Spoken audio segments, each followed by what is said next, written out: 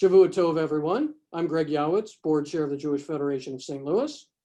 And I'm Brian Herstig, President and CEO of the Jewish Federation of St. Louis.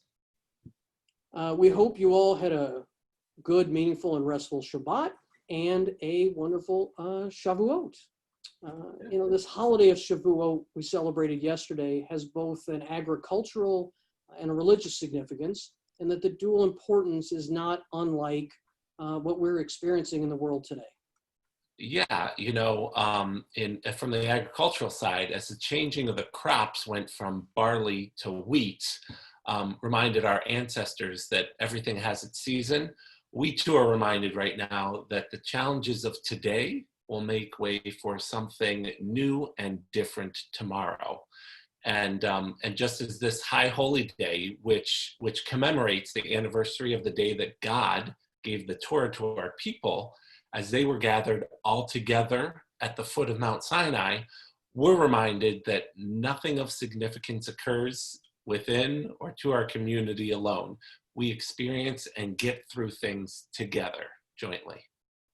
Right. And, with everything we're dealing with this COVID crisis, that's been one of the great things about the community coming together on our biweekly calls with all of the leadership, is we're doing this together as a community and not in silos and not on our own. And as we've talked about before, Federation isn't mandating, Federation isn't telling anyone, Federation is convening and bringing everyone together to work together for the best solution for all of us.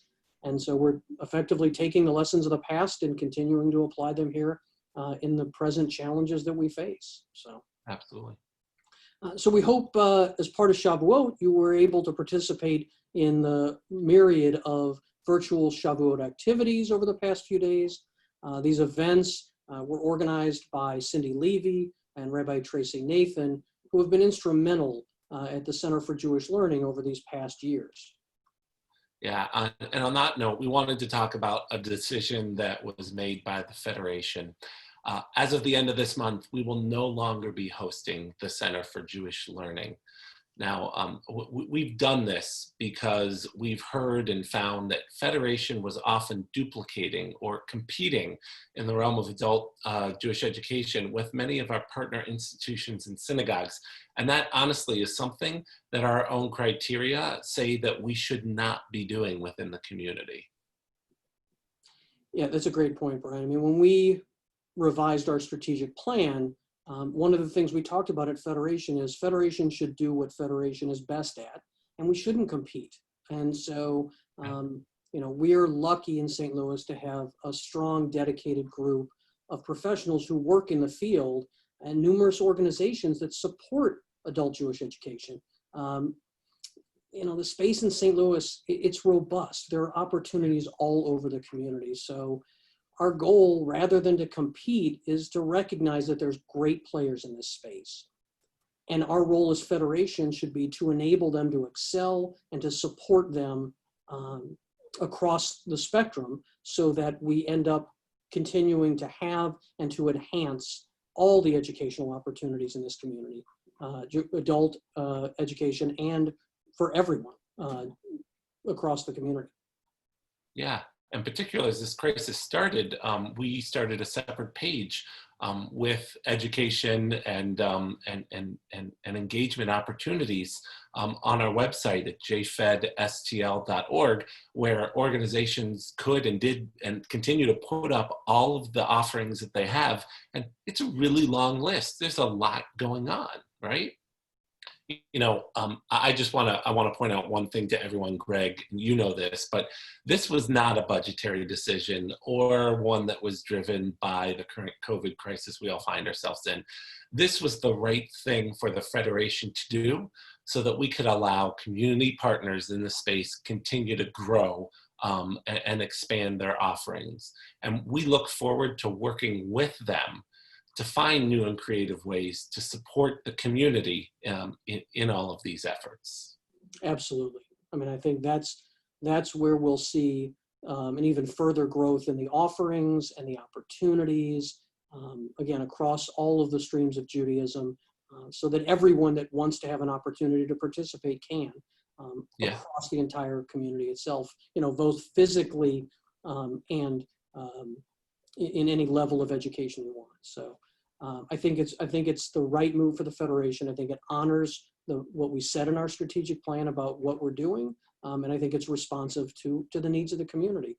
We're strong supporters of all forms of Jewish education, and Yeah. so this, I think, is going to let us enhance that. So, but I want to take a moment to publicly thank Cindy and to thank Rabbi Nathan for the wonderful work they've done over the past years that's gotten us to this position where our community's adult, and again, all Jewish education platforms are strong, can be enhanced, and honestly are exemplary, I think, and lead what many other communities in the country are doing. And they'll be leaving us at the end of May, and we wish them the very best. This is just something that I think the Federation needed to do strategically. Again, without any lack of commitment to education in any way. And these changes aren't easy to make, especially when they involve people's lives. And we know that. And we know that this is a very hard decision for many people. But it was made by our board. It was made in alignment with our strategic plan. We worked with our staff. It honors our commitments that we've made as an organization through our strategic plan. And we know that and believe that this is what's best for the community. Yeah, look, Greg, we are all learning right now in the situation we're in that the change is inevitable. It's a normal part of life, and it may not be easy, and it's often not what we anticipate it's going to be, but it will lead to something new and different. It's something that we will all, as I said at the beginning, we're all going through together as a community. I think if there's anything that we've learned from our 5,000 plus year history as a people, it's that nothing stays the same. This is the idea of she'at hadachak. This is an extraordinary moment. We've had a lot of extraordinary moments in our people's history. And that we as a community are flexible and find ways to reinterpret our tradition. Will change as needed to the situation and the environment around us. It is, quite frankly, what has kept us, the Jewish people, going and relevant for these 5,000 years. This is just another opportunity for us to be creative and find new ways to address things. And we're so grateful that we're going through it all together as a community. If you have needs, if you need help, please do not hesitate to reach out. This is what the community is for. Reach out to us, reach out to JFS, who has funding available, emergency funding, food, mental health. There are a number of partners. Reach out to your synagogues. But we're here together as a community to work together. So thank you, Greg, for everything that you have done in leading the board and helping to lead this community through this crisis that none of us obviously signed up for.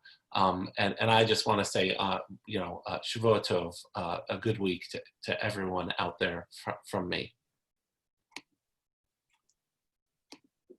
Yes, thank you, Brian. Thank you for all that you and the staff are doing, and look forward to seeing you all again in person soon, one day, hopefully soon.